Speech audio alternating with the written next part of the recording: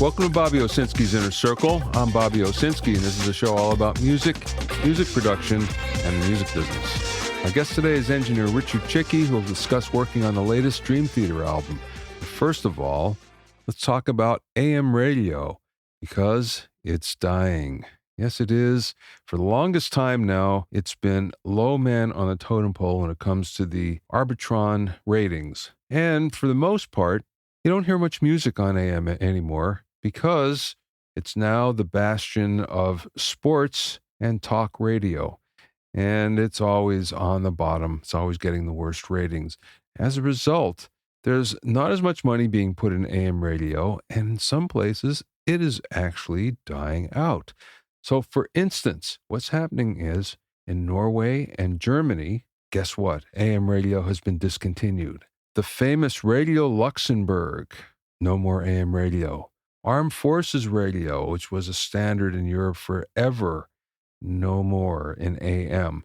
And instead, most countries in Europe are getting rid of A&M and they're going to digital audio broadcasting instead, DAB. What we're going to see in the United States is something similar, not completely as all-encompassing, but something similar pretty soon. One of the reasons why is electric cars don't have AM radios. You know why? There's too much electrical noise. In order to get rid of it, what would have to happen is you'd have to have an old-fashioned antenna outside the car, and guess what?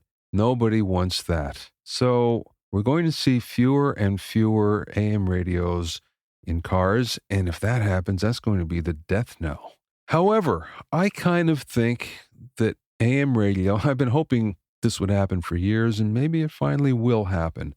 As soon as AM radio kind of drops off the radar and drops off the corporate radar, especially when it comes to big station groups that kind of own all of radio now, I'm hoping that we'll find local owners come back into radio, buy the small radio stations, even the large radio stations, and keep the programming local, just the way it used to be in the 50s and 60s and 70s and even into the 80s.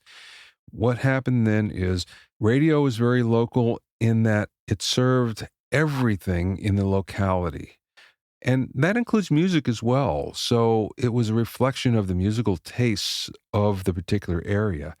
And as soon as the radio station groups came in and brought in consultants, what we found out was you heard pretty much the same playlist across the country. So we had the homogenation of radio, especially AM radio. And as a result, there was a whole lot less interesting local things going on. If they were happening, we weren't aware of them because local radio just wasn't there and it wasn't serving the locality and it wasn't playing anything. So in a way, I'm kind of hoping that the death of AM radio will actually be its rebirth as well. So we'll see what happens there. Another thing I want to talk about is the fact that the RIAA this last week finally made it official. 1,500 streams equal one album. So in other words, if you have 1,500 streams off of an album, that means it's the equivalent of one album sale. Why this is significant is for assigning gold and platinum records, they have to come up with some sort of metric. And the 1,500 track streams equal one album sale is that metric. And actually, consultants have been using this for a while, so this isn't new. It's just the fact that the RIAA has finally adopted it. The thing that's unfair about this is it could mean one particular song gets 1,500 streams, and then it's the equivalent of one album sale, even though there's only one song that people are hearing. So it's not really the same thing as buying an album and going through it. Even if you heard the song only once or even partially once, you at least were exposed to it. And now that's not the case at all. So it's somewhat unfair. But I can't think of another way to do that. If anybody else can, let me know, because even the RIAA can't figure this out. So at least that's one place that there is some metric. And again, whether it's a good metric or bad, I'm not quite sure, but it's all we have right now. If you have any questions or comments, send them to questions@bobbyoinnercircle.com.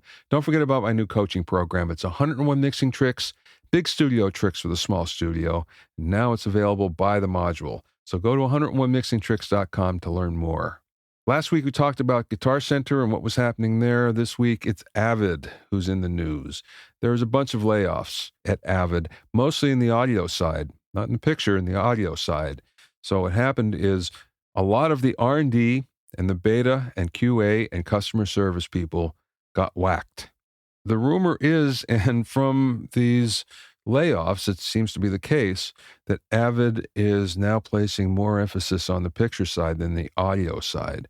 So this is not a good development. What it shows is that AVID, like most public companies, are more concerned about the stockholders than its customers. This is always something that's problematic, and it's especially problematic in a small industry like the audio business. AVID had to do something because their stock is in the toilet.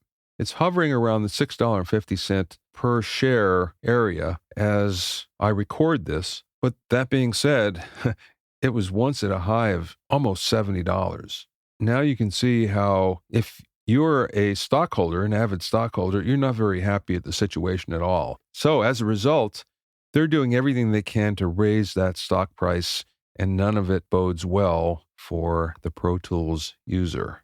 There's a lot of us that are out there waiting for something to happen. We're either waiting for the next digital audio workstation to come down the pike, and there's lots of rumors, but there's nothing yet.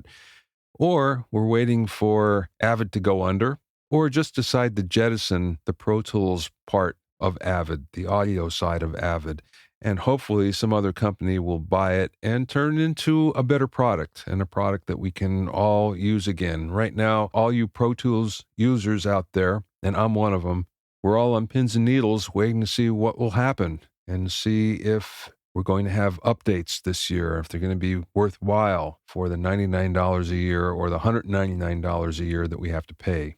Let's see what happens, and keep your fingers crossed. My guest today is engineer Richard Chycki, who just completed the new Dream Theater album, which turned out to be a massive technical undertaking. Richard will give us some inside details that will probably blow your mind in some sort of way. We spoke live from Oasis Mastering in Burbank, California.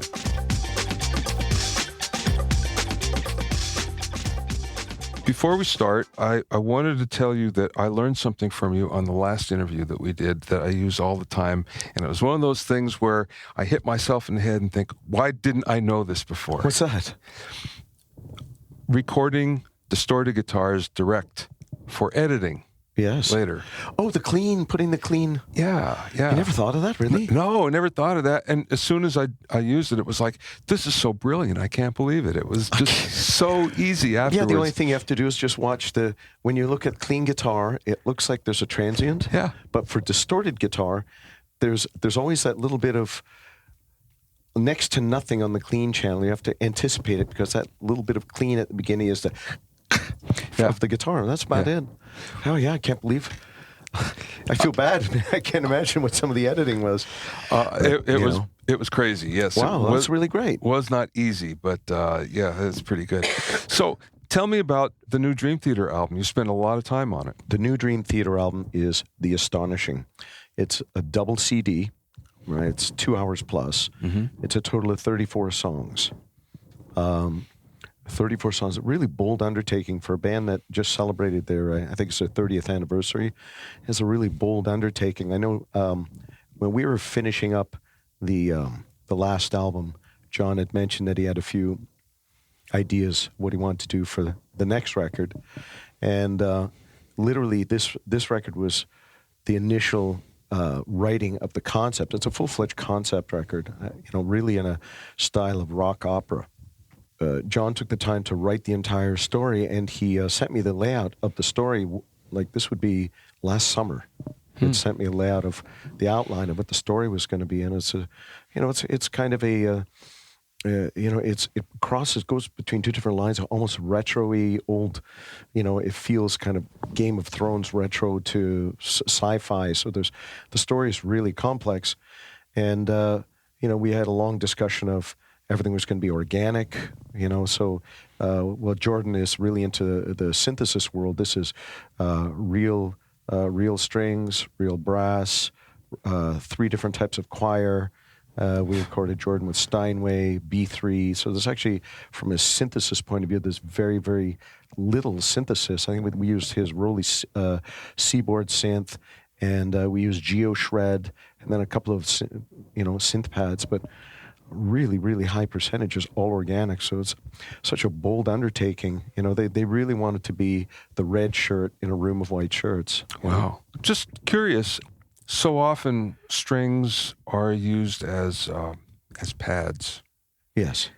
And it really helps if you have those pads on early in the process of recording. But usually strings are recorded later in the process. How did it work in this case? In this case, you and I, we chatted while I was in Los Angeles last year. And I flew straight across from Los Angeles on January 29th to New York. And I was under the impression that we were going to begin recording the record. And what we ended up doing is the outlines were actually being formed then. So I was using Logic, and we were recording all the outlines. And both Jordan and John are really great at arranging. So we had all of the elements were laid out, all of the arrangements for strings. Everything was laid out in synthesizers or samplers. So we had all of the arrangements, just like you're saying, we had them at the very beginning. It's just that they were synthetic. Yeah. So we were working with them at the very, very beginning, and the arrangements were handed off to David Campbell, and David Campbell fine-tuned the work.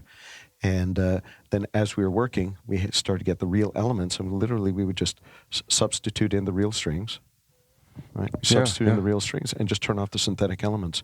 So the quality changed, right? And the emotion in the performance obviously changed because we have a room full of people playing. But the idea from the instruments and the arrangement, that remained really consistent. So it wasn't really jolting, aside from making us all smile with the huge jump up in quality. It wasn't like, oh my God, we've got a huge issue with this guitar part doesn't really work with the strings. We already had everything in place well before we started recording the rest of the band. Was there an issue though where you replaced something and then went, oh, that really affects what we did over here, and now we have to re-record that? All the time. Well, not really re-record it with. That would be something that there would be the initial demo of material. Well, the initial demo of material. There are some pieces, say, of guitar that we kept, made from the demo all the way to the finished project, because we were using John's full-blown guitar rig we set up at the very beginning. Because like I had mentioned, when I flew over, my initial impression was that we were going to start recording the album. And when I record a larger album, I have a tendency to set up stations where I have all the drums set up, all the bass, all the guitars, vocals, because on any given day, we could come in and say, I was working on this vocal, so let's try and see how it works. So instead of us doing, say, guitar solos that day, we might jump over to a vocal or an acoustic guitar or anything. So I kind of have everything set up all the time. So John's guitar rig was set up for recording, and even though we're doing layouts at that time, we were all set to do the album. So it's still recorded album quality. So and if there was something he was really happy with, he would make it to the finish line. And if not, we could just say, now this piece here, now that the strings are doing this, we need to modify this slightly so it does this. Yeah. So that did come up, but it didn't involve really going backwards and having to. It really was just a simple matter of like punching in, Well, that being said, you must have stayed basically in the same studio most of the time in order to do that. We were in Cove City Studios on Long Island from January 29th. Except for doing vocals. We were there all the way up till, I'm trying to think. It was September, later in September, I think, is when we wrapped up. So it was long time, except we took a break while the band went and did a tour run overseas. Yeah. And did you keep everything set up while they were? Well, while they were away, no, we didn't. As soon as we had wrapped up drums. Prior to their touring, so obviously our setup condensed down quite a bit. We didn't have all of the main rhythm elements set up, but we did have guitars set up, and we did have anything to do with keyboards set up. Yeah. Did you record at 96K? All at 96K. The largest song we had topped out, including all the elements, all the orchestral elements and overdubs. the biggest song was 577 tracks at 96K. That's mind-boggling. It's mind-boggling for musicians, right? It's funny because I talk to anybody that's involved in making records. They go, oh, 577 tracks. Anybody that's involved in movies, they go, ha, rookie. Yeah, right. Rookie, that's small. Yeah. No, I have a buddy that regularly does 2,000 tracks of. It's insane. It's insane. Yeah. So it's really funny. All movie guys are going, so I guess you're ready to come over to the dark side and start working on movies there, brother. You know. Did you do it all in one machine? Pro Tools for mixing. Well, David Campbell, when he was sending back material, when he sent back Choir, I should clarify by saying when I say it's 577 tracks, I don't mean it's 577 different elements. Yeah. Right. So, there's quite a few mics involved to recording orchestra or choir, and David's been doing this a long time. So any of the recording was done with microphones in place for contingencies. If we have a hotspot or we need to pull somebody up in the orchestra, there's extra spot miking done. So we ended up using, during the mix phase, I was using 3 Pro Tools rigs. I brought mine down, and then there was the studios, and then the band had one. So we had 3 rigs all locked together with word clock and time code. And we would do submixes in all of the 3 rigs, and then those 3 rigs were feeding an SSL duality. We mixed it over at Troy Germano's place, Germano Studios in New York. Was there any problems syncing 3 machines up? You know what? No, they actually, at the initial idea of just working out word clock and make sure everybody's playing nice with each other, once all that was put together, more cable runs and making sure, word clock, everything has to be really great quality. You can't, if you have any bad cables, it's woefully apparent with word clock. So it literally was getting the word clock set up, and then just getting time code. Getting time code to everything, so everybody knew where all the machines knew where they were at, and lockup was fine. It's so fast. It's not mechanical. It's not tape. It's so fast that it's really not noticeable. Yeah. Was there any picture involved? Picture as in video? Yeah. We didn't. There was no video involved for the album. Mm-hmm. Aside from things that the band is doing now for the promotional part, but no, there's no video involved at all. So there's nothing shot during the process? Like a making of sort of thing? Yeah. There's some available. And the funny thing is that the pace that we worked at, it's such a large undertaking that the pace that we worked at was, there were no video crews around, and it literally was, really pounding the pavement to get the record done, because it's such a huge 2 complete records. So to do both in is roughly 10 and a half months, including writing. Look at that, you go, that's kind of like a little over 5 months a record from nothing. Yeah. No, not even nothing recorded, no demos recorded, nothing, to being completely finished. That's really a feverish pace. So while it felt long, it was actually very short from the amount of content that was done. How about basics? It sounds like the way you did it, there was no basic tracking per se. It sort of happened when it happened, and maybe even some of the demos or the writing turned into the songs themselves. The demos, most of the rhythm guitars were recut. Rhythm guitars were recut for the most part. We did keep some solos that John had done, because he's just one of those players that even when he has an idea off the cuff, he's an amazing technician, and he's got great technique, and his ideas are really musical. And when we were listening, there's some stuff we just went, this sounds so good like this, why change it? Yeah. A lot of the changes did come in with Jordan had structural ideas as far as bass, so that changed a lot, because once bass and drums existed over the frame of what they had written, that's really where the most change would happen. The rhythm guitars would have to lock up, and everybody would have to lock up to all the new elements that were being recorded. Do you have any special miking techniques for Dream Theater that you may do differently from someone else? It's recording them is really, it's like recording any other band, just more, because it's intricate. It's a large setup, but still sort of the foundation of the technical approach of recording is the same as any other band. Is to watch phase, be careful of phase, use the right microphone for the right job, and just keep an eye on things. Don't overload things unless you want to overload them. And it's the basic thing. I have a tendency to be pretty careful with phase. Mangini's kit has quite a few mics around it, so phase becomes important. The selection of core microphones. I used a lot of ribbon microphones around his drum kit, so everything is phase aligned to the snare drum. And his kit is set up a little bit differently. He's got like a V shape for toms. His toms, rather than having like the snare sits dead center of the kit rather than slightly off to the side. So in that way, it's really fantastic. It's a really stable way to record. You get a really strong drum image.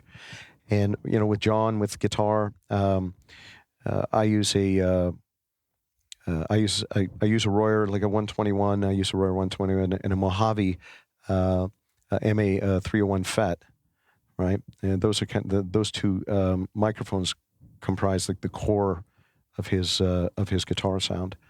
We used during this we were using Mesa Boogie. It was a prototype of. There's a signature amp that just came out. And we used a JP2C, which is the official name of this amp. We used that for the whole record. So, we were dealing with a guitar sound that was slightly different from, all of the original. He's got a bunch of 2C pluses and Mark 5s and 4s and 3s and tri-axis. So this time we had all that stuff there, but we literally used the one amp for the entire record. So that was a big change, but it was great because it was such a versatile amp. Wow, it must be. It's amazing. It really is. It's like there's a promo out right now that Ernie Ball has for their for one of John's signature guitars, and in that picture is an old 2C plus, right? And that is the 2C plus that was the gauge for his signature amp, and it's kind of it's in the pictures, and that's not the amp that we were using to record, but that's the one that was modeled that they'd used for a template. And it really is, it's one of those magic amps. It's aged just right, tubes sound just right, and it's really, really killer. You just click it on, it's like, yeah, that's it. And so this is the JP2C is a really, really great 2C plus. It's like finding one of those, but it's not. You try 3 or 4 of them, and they all have that great sound. It's not just that one special one that you have to age right for 25 or 30 years. Yeah. Let's come back to recording drums. Mm-hmm. You mentioned phase is important to you. Yeah. How are you aligning phase? Are you doing it with a plug-in, a device? Are you doing it by ear? I use this really old-fashioned way called a tape measure. I literally tape measure and make sure that for the overheads that we've got good distance, equal distance for the from the snare. And I mean things like tom mics, they're not open all the time. The tom mics flip open for a second, as the tom is struck, and then decay. The level is decayed down with the toms, so that we don't have a whole lot. He has a lot of metal and stuff ringing on the kit, so to keep it under wraps, I have my assistant go in and draw in some automation so that the toms they're not gated, but just the level is under control and it's very definitive. So there's no gate chatter. Yeah. They open when Mangini actually strikes the drums. So it really is. It's just a function of getting. So you could turn up the overhead mics, and you've got a really good image with the snare and kicks dead center.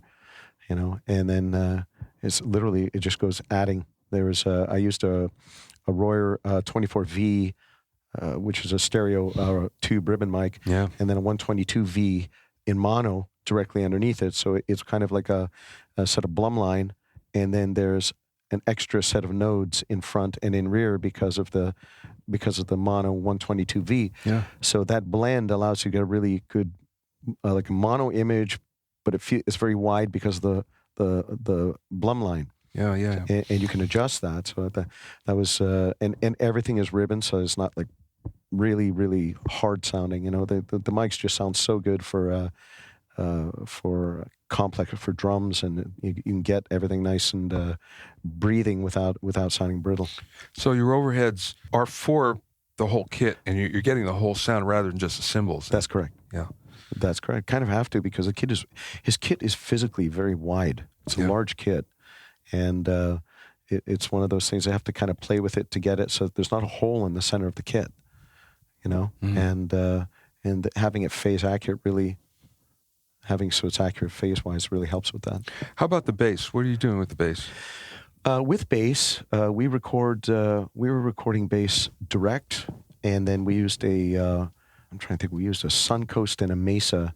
The Suncoast is a company that has come up with a piece that is like the old. Do you remember there was a bass amp called a Pierce? I think. Oh yes, sure. Pierce, that's right. Billy Sheehan. It was made popular by Billy Sheehan, right? Yeah. Well, this guy has put the preamp of that into a pedal called a Suncoast.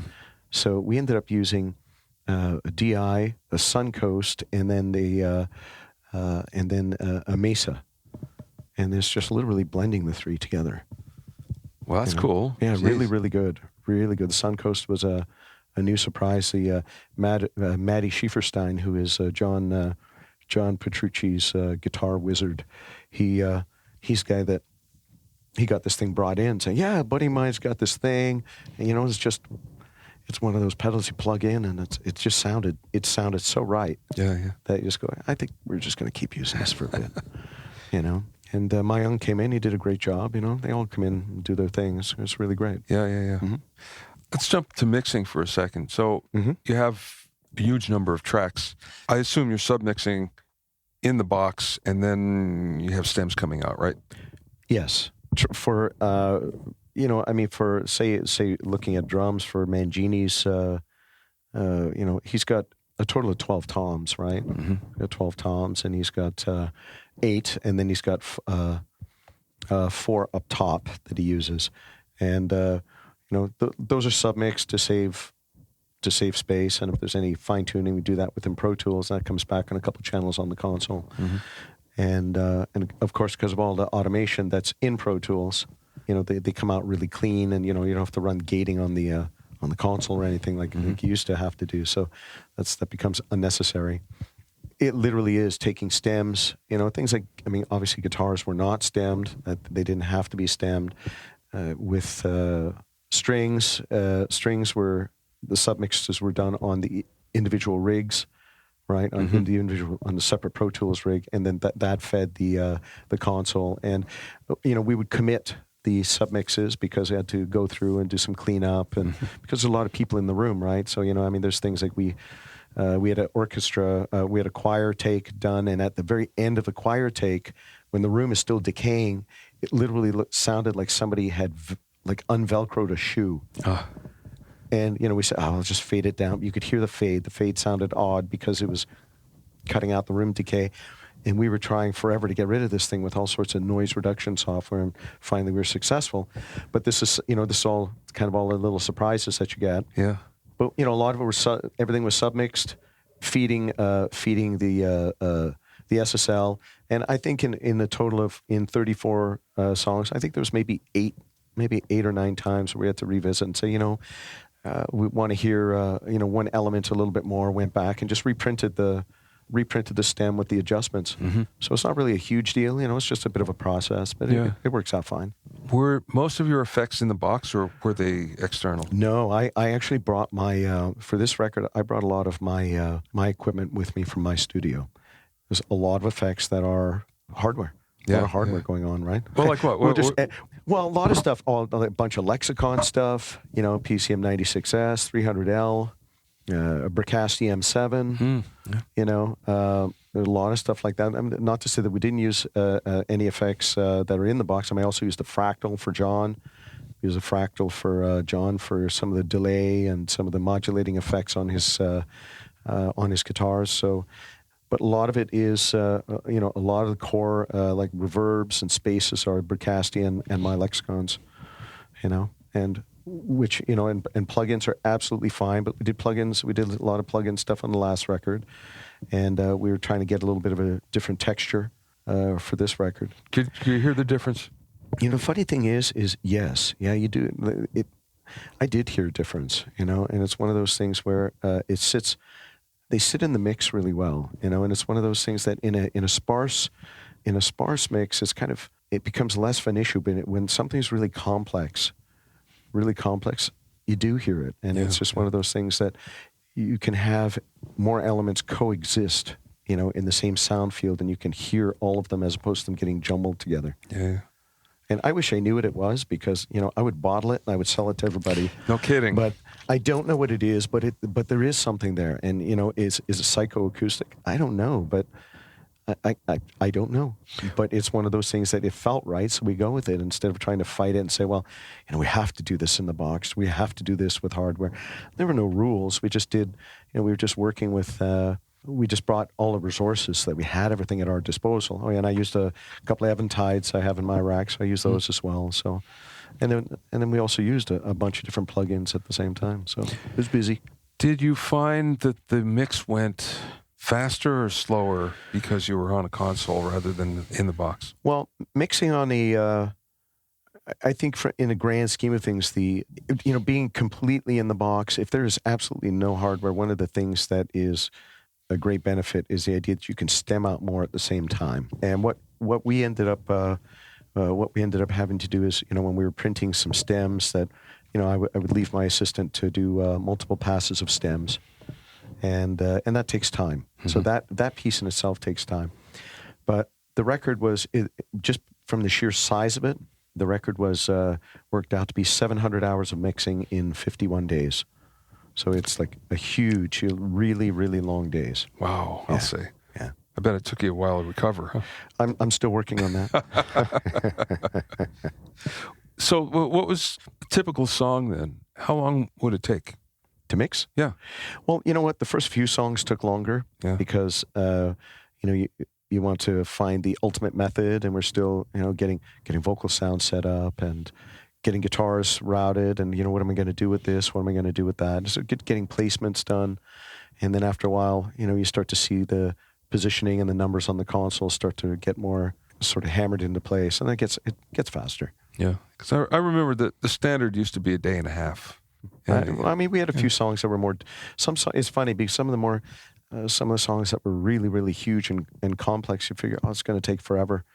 And all of a sudden, boom, you know, the song's done in less time than a much simpler song, you know, where there's a lot of space, and you know, you go, you know, but I want to get the whole idea is it feels done when you have, you know, the vibe feels correct, and this record is in particular very story oriented, so the energy level of each song has to match where it is in the story. Yeah. So it wasn't just a matter of mixing. We actually started by mixing a few core tracks, and then after that it was like we need to start at the beginning and then mix so that the mixes match where they are in the story. And sometime we'd be a few hours in, and John say, you know, I'm kind of thinking we should be going this way, and we would just stop and go back and change directions, and that would take a bit of time. It's a matter of changing the intensity or the energy then, right? 100%. Yeah. That's exactly what it is, where there's songs that are heavy and dark, and the story is, you know, there's a song called Moment of Betrayal, where there's this realization that one character has to betray another, and it's heavy. It's a heavy thing from a thematic point of view, and then, okay, we need to get it so that the music is matching what's going on. And there's also a lot of sound effects of some characters. There's some because there's two different factions that are kind of battling in this in the story. That there's, you know, there are some military sounding aspects, and then there's aspects of the other characters that are coming basically to quote unquote save the day, save the world, and music has to match all that. Did you find yourself muting any elements, considering that I could imagine the arrangements were quite large?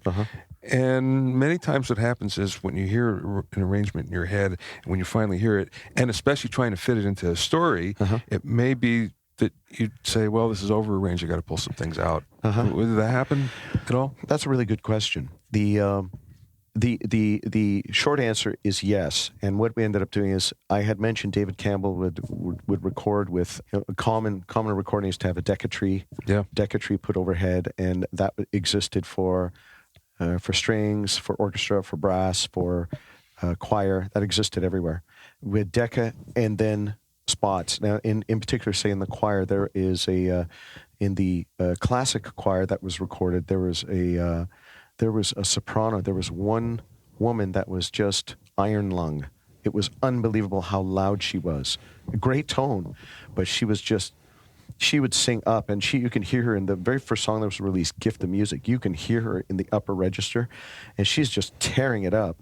But in the Decca, it was so overbearing that we actually had to start to resort to a lot of the spot mics to even out the choir. Wow. So yes, we ended up, the balances had to be changed, and we were cutting out, we started to pull down the elements that as we got closer and closer to her, because she was just so loud. Yeah. And she was just loud in the room, and each section of the choir, it wasn't recorded discreetly, it was recorded as a group. Yeah. So yes, we had to go through and fine tune elements, and sometimes that involved turning other stuff off, to get us even. Yeah. What was the most fun for you in this project? The most fun, it was a lot of work. The most fun was that as it gets put together more and more, you could see that it's going to work. And really the fun of it is just watching all of this stuff come together, and it's such a huge undertaking that it kind of fights, and this might be a bit stereotypical, but it fights the current trend of, we need to do things. So, we're going to record this at our house, and we're going to make stuff small. They went the other way. We're going to do this big. We want to do something really big and epic, not in the formal sense of the word. Yeah. Really, really a large undertaking, a big story, and something that's different. It's progressive rock, and this band is doing something that it's progressive. It's different than what done before. And I can't speak highly enough about a band that's going to take such huge undertaking and take it onto themselves at this stage in their career. And it was actually fun, because when you drop in stuff and you would see that it worked and what it did to the story, and anything from these synthetic, there are these vignettes of audio of these synthetic Nomec units that would play their own version of music, which is very dissonant, but as far as they were concerned, that is the correct type of music for society. And Jordan would come in with these ideas, and John, we would sit and fine tune the ideas together, and then all of a sudden, we hear these ideas and what they do to the story, and add to the story, and it's stunning. It really was stunning to see it put together. Is that kind of the same for other projects you've done, just in terms of fun, the fun aspect? Yeah, the fun. The fun aspect of it is that we're making records for a living. Yeah. We're really blessed that we make records for a living. And that's the fun aspect. Is that, for me, I try to carry the fun aspect from all to all projects. It was really great when John had for the last album that I'd worked on with Dream Theater. Somebody had asked what it's like working with me on the record, and one of the highest compliments, as John was saying, that I know my stuff from a technical point of view, but he was saying how much fun it was, because I think that having fun in the studio, I think it affects the creativity, where it's just like, don't worry, let's just record, let's not worry, because if you worry, you have a finite amount of energy, and the more that you dedicate to negative things, the less positive energy you have left to create, whether it's playing a better guitar solo or doing something, or maybe taking some idea that you have out of the box, and you're in a situation where you feel comfortable, and you're in a position where you feel like a trusting atmosphere, that that you say, what, I want to try this, and even if it doesn't work, well, let's just try it because it might work. Yeah. And I think that it's little tiny baby steps. I think when you put all of that stuff together, you can end up with something really great. And I think these guys, they do that. They understand that. They get it. And I try to carry that to all the projects I work on. So positive vibes the whole way. It really is, like I don't come in with the Tony Robbins flash pots, but I'm thinking about that for the next record. Yeah, you got to keep everybody smiling. If not, I mean, it doesn't it get is. better usually. It usually is. There's really no reason. I mean, we had our days where there's stuff that's difficult, and it's like anything else. You have a day where you go, this isn't right. You come back the next day and you go, oh, that's what it was. Yeah. And you go, well, maybe it's because we worked 17 hours yesterday, and you come in the next day and there's the realization of what it was, and that's like anything else. Yeah. But you just want to try and do something really great, and I think that I think they've made history with this, and it's their fans are really intelligent. The fans are intelligent. I think they're going to realize that it's not exactly the same thing that they do every time. There's a lot of elements. It's Dream Theater, but you know what? They're doing something that's big, something that's different, and it's a really big story. I think fans are going to appreciate that. Even if somebody goes, yeah, but I really want them to be just like a basic metal band, but there's metal on there. There's metal on there. There's Dream Theater on there. There's the killer guitar solos, the killer key solos. Labrie is off the charts with what he's singing. Everyone's doing their thing, but at the same time, there's also spots where they're playing for the song. There's one piece where the band is just going nuts, and then they break into this. It's at the end of A New Beginning, Act 1, Song 15, and all of a sudden, at the very tail end of it, Mangini's doing 4 on the Floor while John is doing all of these guitar solos. And it sounds like an old Pink Floyd song. Right, and it just goes 4 on the floor like oot-at, oot-at. It's going to drive every drummer nuts because that's really all he does. A couple cymbal crashes, no fills, just really lays down a groove for the rest so that the rest of the band can do their thing. Yeah. Killer, absolutely killer to respect each other that much that they listen to each other and do what's right for the song. The one thing we didn't talk about, we're recording vocals. Yep. And you mentioned that you tried, when I saw you at NAMM, you mentioned about you tried some different mics. We did. We tried a few different mics. Labrie has a Blueberry mic that he uses quite a bit. I also used some friends of mine over at a company called Mojave. Mojave is the condenser subsidiary of Royer, and I've had a long relationship with Royer. So they had sent me the MA301s that I used on guitar, and I also used on the snare drum plus grand piano, SF24V, and 121s on B3. But on vocals, they sent me this new prototype, which is just out now, called an MA1000.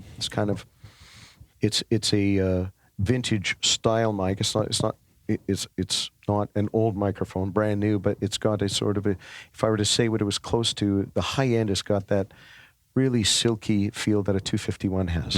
It's got that vibe to it, and we used that on a few tracks because the prototype I can't even think of what it would be like to develop a microphone from nothing, but there's a lot of steps involved. And once we had it, we did a lot of vocal work. I used a Manley Force preamp. Ivana Manley's a friend of mine, and she'd, I was talking to her about preamps, and I said, this guy sings, his dynamic range is so nuts that it's a bit tough getting a grip on his vocals that, we don't want to overload anything, get a perfect take, and then it's distorted. Yeah. And she was telling me about this new preamp they have coming out. She says, you won't be able to distort it. We put everything together, and our first mission was to sit down and say, you know what? Hey, James, blow up the mic. Blow up everything, see if you can. And he did his best, but he didn't. Yeah. So, we had some really great tools that could hold down the capture him correctly, and they sounded really great. Yeah. And I think that's just seeing what some of the preliminary reviews are, that his vocal work on this record is really groundbreaking. He's really stretching himself, and again, for a vocalist that's been singing as long as he's been singing, I can't speak highly enough to somebody that says, hey, you know what, we need you to alter your vocal character a bit for this. Right. Not easy. It's not easy, It's that's what I call hand me that piano. Really easy to say, a lot harder to do. Yeah, no kidding. No kidding. Last question. This album seems like it's bucking the trend of the music business, where it's larger than life, it's bigger, it's epic, which is as far away from the music business as you can get right now. How do you think it's going to fit in? You know, it means a lot that that you would bring this up, because that's exactly what it is. That's exactly what this record is that this is kind of the idea. This record is the idea that we want to do a great record, all of us. We just want to do a great record. The fact that the trend, if that's a bad thing, if somebody says, hey, you're bucking the trend because you want to do something that's really great, you have to do something that's cheap and fast. Well, there's that rule of, do you want it good, cheap, and fast? You pick two, right? Because you can't have all three, right? And the fact that they want to do something really great, and they wanted to do it irrespective of what the industry says that they should be doing, and they're bucking trends, and I think that they're going to earn a lot of additional respect and a lot of new fans as a result of what they're doing. And I mean, at the end of the day, you got to do what's good for yourself in the business. You got to do, you know what? We want to do this. Yeah. Why? Well, because we want to. Yeah. As an artist, you need that freedom. It's an artist, and even from what we do as engineers is that we want to do. I mean, I don't want to set it. Okay, here's your FET 47 that's set up. All right, here's your preamp. Okay, that's done. We're going to do the same thing again tomorrow. To have to say, you know what? I want to be stretched. I want to be pushed and do big things. And it's such an exciting time to be able to do that. I hope that they're the first. I hope that this is the first thing that comes out like this, and then other people are going to go, you know what?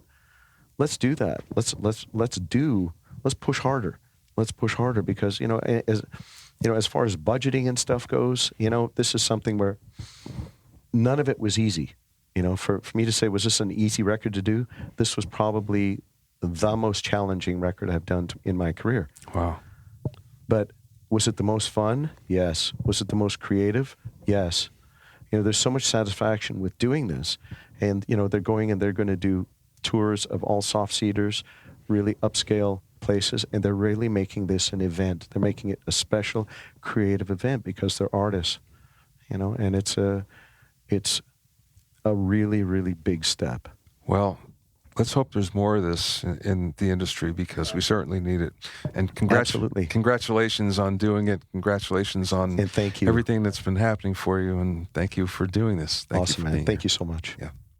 To find out more about Rich, go to richardchycki.com. That's Richard Chycki,